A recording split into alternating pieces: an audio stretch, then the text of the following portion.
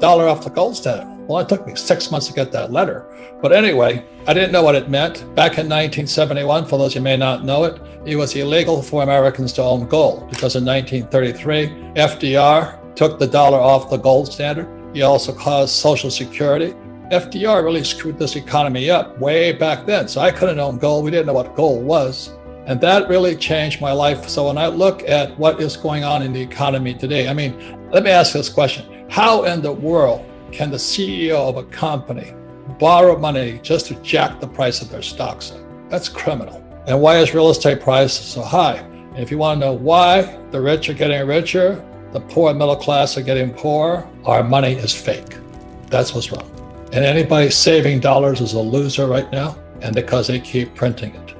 So on August 15th, 1971, that is when Nixon closed the gold window. Of course, when he closed it, he said it was just temporary, but it's been 50 years and it hasn't reopened. But what you spoke about FDR in 1933 is true, because that's the year when the government made it illegal for Americans to own monetary gold. So American citizens could not take their Federal Reserve notes back to the Federal Reserve and get real dollars, which were made of gold. All they could do was negotiate, circulate the Federal Reserve notes. But if you were not American, if you lived outside the United States, you were still able to take your Federal Reserve notes to the Federal Reserve and actually get paid the gold that the notes promised to pay. And so that continued up until 1971. And basically what was happening in the late 1960s, early 1970s, was we started to run very big deficits in the 1960s to pay for the war in Vietnam, to pay to go to the moon, to pay for the war on poverty, and all sorts of government programs. They called it guns and butter, and we had both, yet we didn't pay for either.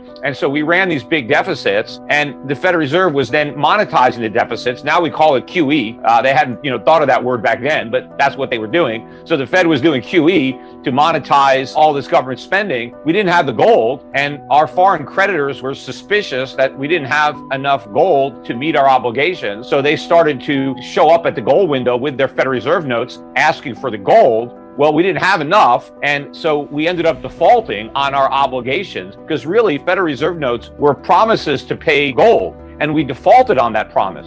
And so anybody who says the U.S. government has never defaulted on an obligation, that's not true. That was a massive default in 1971. And we've been on this fiat-based monetary system ever since. And I think this system is now on the verge of an implosion. And I think we're going to see this relatively soon, where the dollar now collapses and the world returns to the gold standard just without the dollar. Because when the world was on a dollar standard after Bretton Woods, it was because the dollar was not only backed by gold, but redeemable on demand into gold. And after we defaulted, the dollar lost a lot of value in the 1970s, about 2/3 of its value relative to the Deutschmark, the yen, and Swiss franc, but it continued to serve as the reserve, and it's a reserve currency to this day. I think that status is what's in jeopardy. How old were you when that? Were you even born yet? Yes, I was born in 1963, so I was 8. I don't think you were watching Bonanza, were you, when Nixon made the announcement?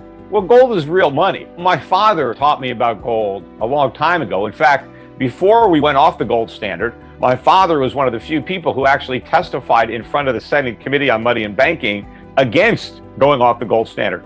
And my father was the only one that said that if we went off the gold standard, the price of gold would go up, and that the value of the dollar would go down, and that we'd have lots of inflation. All of the other government witnesses, including the then Secretary of the Treasury and the then head of the Federal Reserve, they all said that if we went off the gold standard, the price of gold, which was about $35 an ounce at the time, they said the price of gold would fall.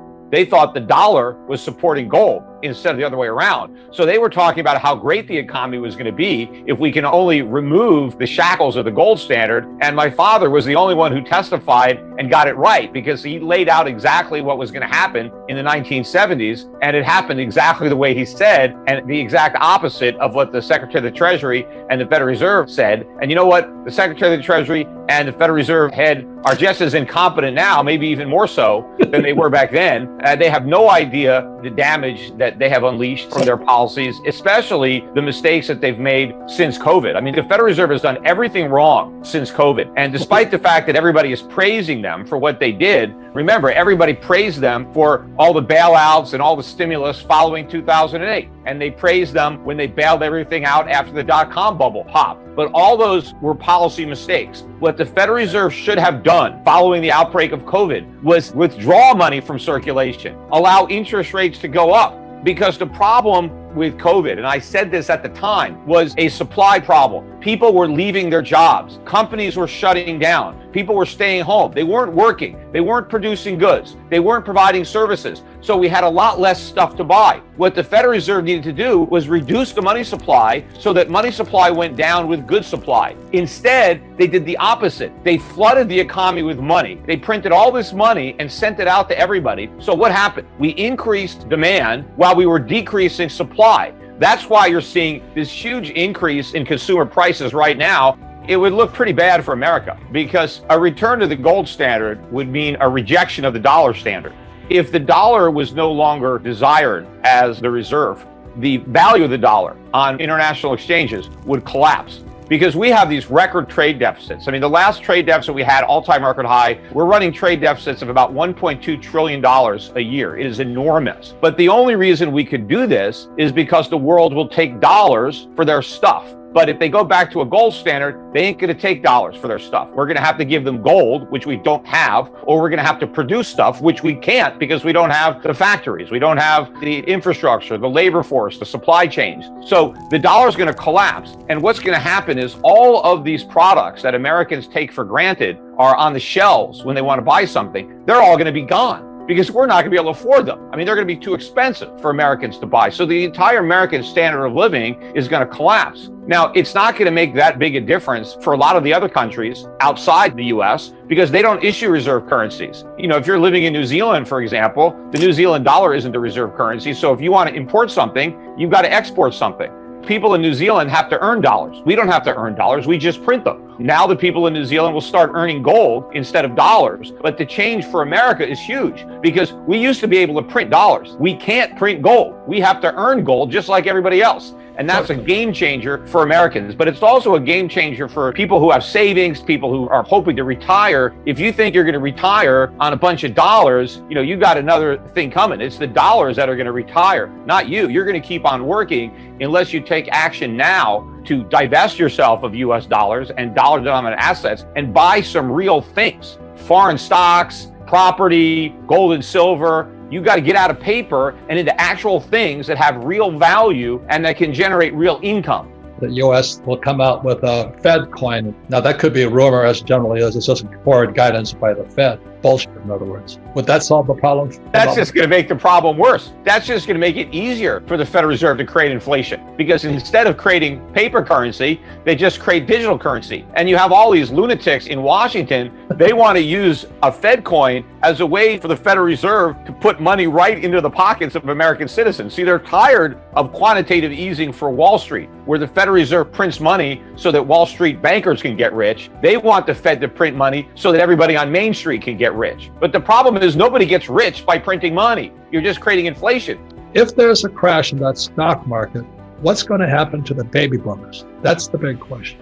What they have to worry about is not just the crash of the stock market, because that could happen. But what's going to be worse is if the stock market doesn't crash, because the only thing that's going to prevent the stock market from crashing is the dollar crashing instead. And that's even worse if you're planning on retiring. So I think the baby boom is probably screwed either way, unless they act now and completely change their investment portfolios to be prepared for both a stock market crash or a dollar crash. They have to be prepared for either one. But the dollar crash is actually worse. So how will a dollar crash look different than a stock market crash, Peter? Well, in the dollar crash, the stock market goes up. But it doesn't matter that it went up because the value goes down anyway. I mean, go take a look at a chart of the Zimbabwe stock market.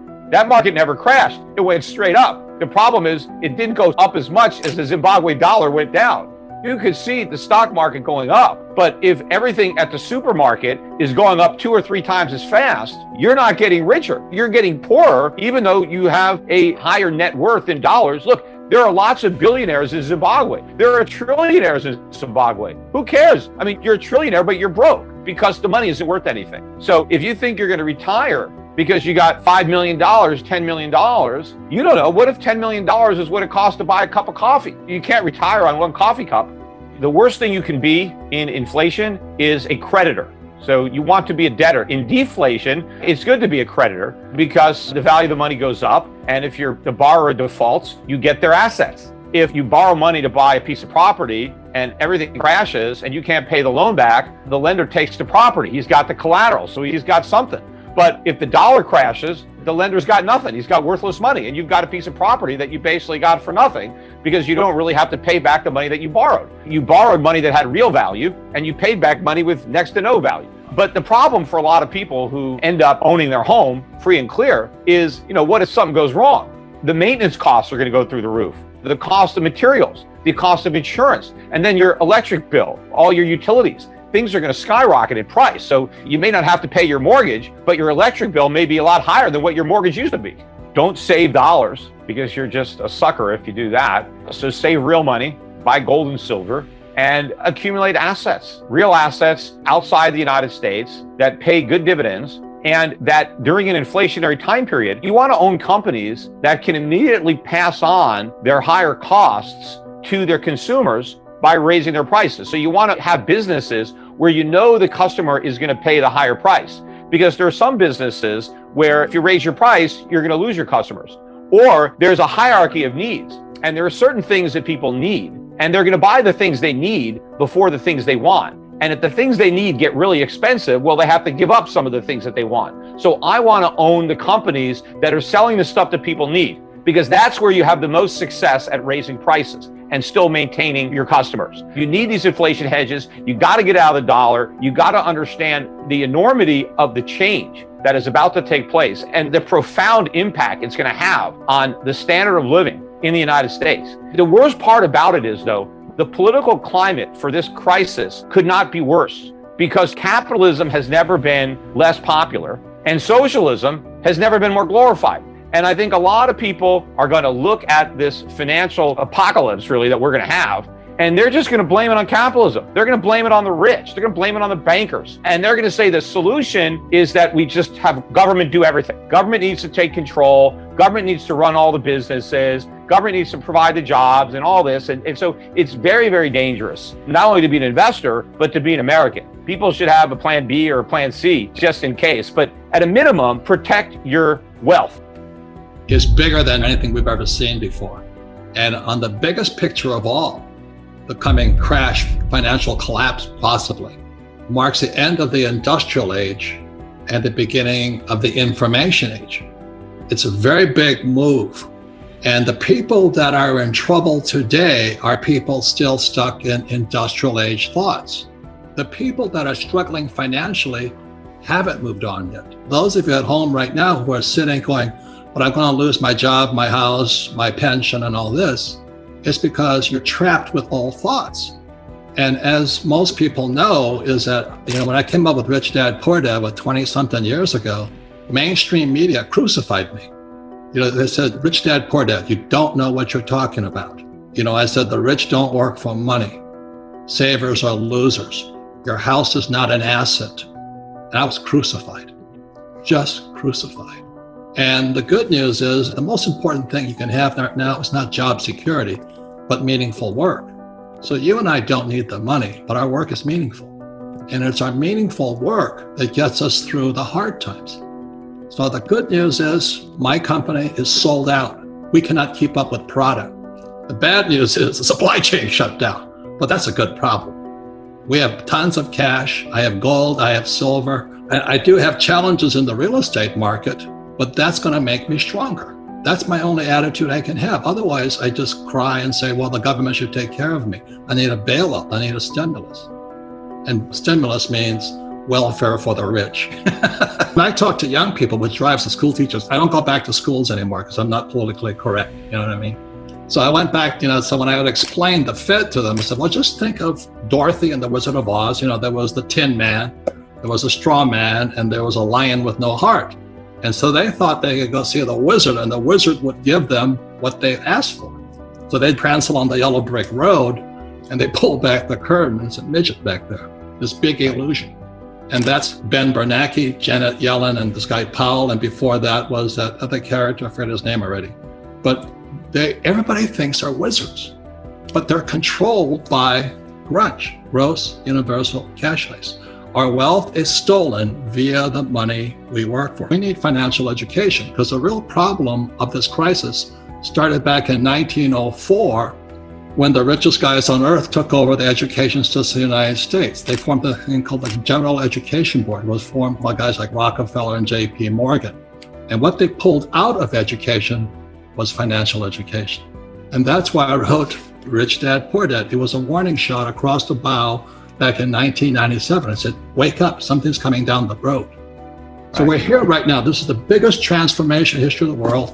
It's from industrial age to information age. I'm doing well because I made the transition. I'm making more money than ever before. I have problems, but I'm making more money than ever before. But if you're losing money right now, the problem starts in what you were taught in school. Because they never taught you anything about money. They never taught you about a financial statement, like my rich dad did.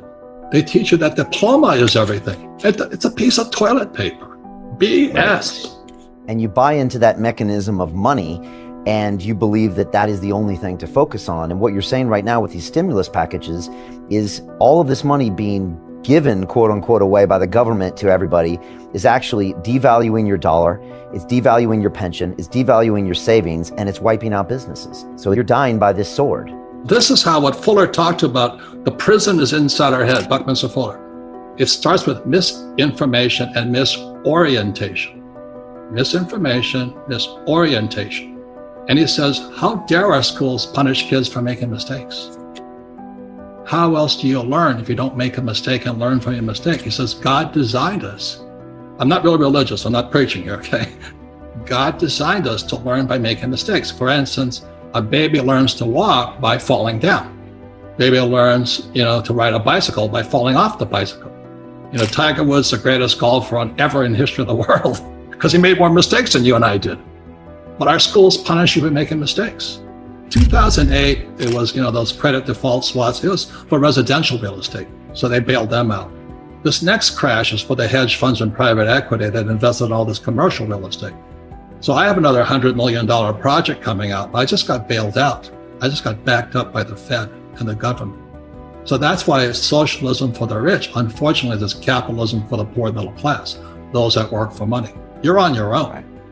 Right. If you run a small restaurant and you got to let go of your staff, you're no different than your staff right now. The national debt for World War II was $25 billion. Every day today, they're printing $125 billion. Every single day. That's like 5 World War IIs per day. They're printing so much money to keep this think of a hot air balloon with a tear in it.